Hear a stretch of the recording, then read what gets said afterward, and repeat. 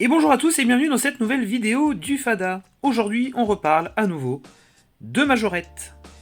La marque est en plein boom, je trouve en tout cas.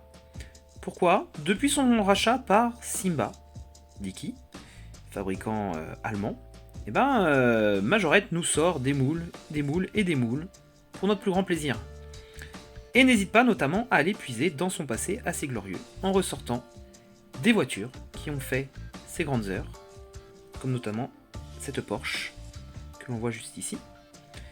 Alors il ne faut pas se leurrer, ce ne sont pas les moules de l'époque, mais de nouvelles propositions avec les processus de maintenant. Alors, la première, on trouve cette Jaguar type E, qui elle est un moule totalement inédit. Bien que ce soit une miniature déjà parue dans la gamme Majorette à l'époque, mais non pas en version cabriolet, mais en version ordinaire. On retrouvait notamment à l'époque le grand capot de la Jaguar type E qui s'ouvre comme ça, ouvrant sur la miniature. Bon, ici il est totalement fixe, malheureusement. Mais il s'agit quand même d'une belle miniature, dans un très beau verre anglais, entièrement métallisé. À l'intérieur, des petits détails, notamment les petits cadrans, que l'on trouve sur le tableau de bord. Des pare-chocs entièrement en plastique gris, à l'avant et à l'arrière d'ailleurs. Une décoration assez fine, hein. Regarde bien. Hein. On a même les ouvrants de porte qui sont peints en gris. On retrouve le monogramme de la miniature type E représenté, tout comme le logo Jaguar qui se trouve sur le capot à l'avant. Je déplore juste personnellement l'utilisation de ces roues, de ce type, du moins de ce dessin de roue, que l'on connaît déjà depuis de nombreuses années chez Majorette, bien qu'il ait été plus ou moins retravaillé, hein, on peut regarder. Mais bon, peut-être qu'elle sortira par la suite avec d'autres jantes. Une miniature assez sympathique que l'on trouve en ce moment chez Smith Toys notamment. On poursuit avec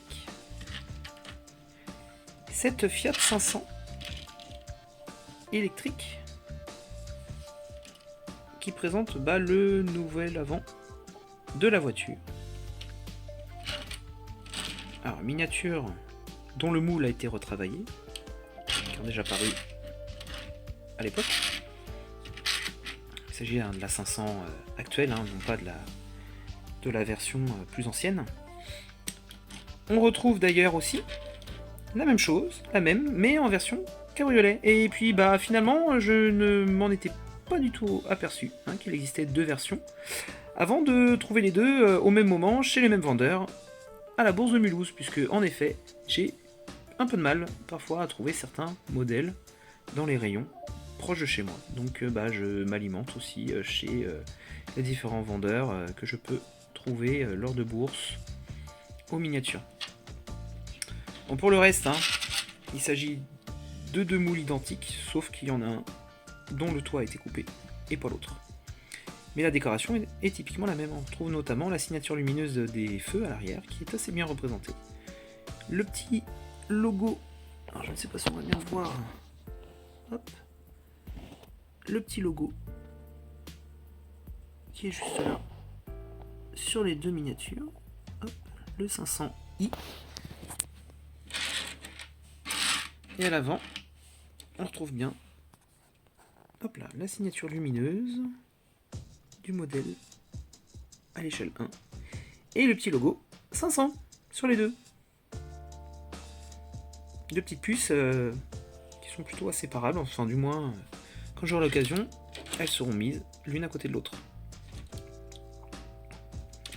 Petit regret, peut-être les roues un petit peu petites, malheureusement, mais bon, elle fait tout à fait l'affaire.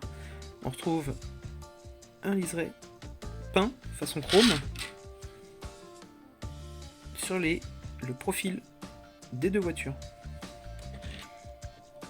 J'aime bien, sympathique. Toujours dans des couleurs assez attrayantes, je trouve. On poursuit avec un bestiau, une bestiole un peu plus conséquente. Cette Bugatti Chiron Pur Sport, qui se démarque notamment par l'ajout d'un aileron arrière, où on peut lire Bugatti. À l'avant, nous avons dans la calandre le petit logo Bugatti qui est représenté. Alors, difficile pour vous de le voir. Autre effort de la part de Majorette,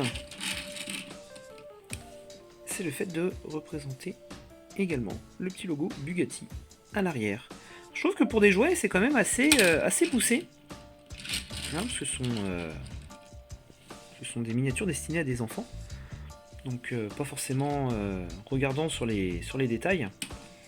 Mais je trouve qu'il y a un bel effort de la barre de Majorette de représenter la plupart du temps maintenant tous les logos des fabricants. Sur cette miniature, on retrouve notamment les portes qui s'ouvrent. Mais ça c'est monnaie courante sur la plupart des miniatures Majorette.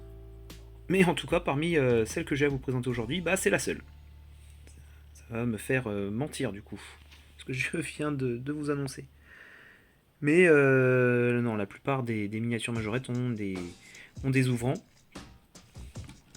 S'il ne s'agit pas des portes, la plupart du temps il s'agit d'autre chose comme le capot ou peut-être le coffre.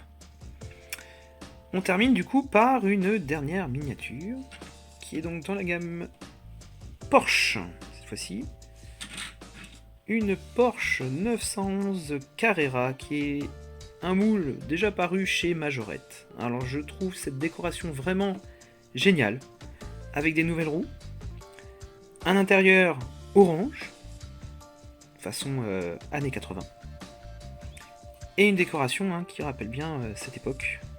Ça sent le sky et les années Formica, je dirais entre guillemets.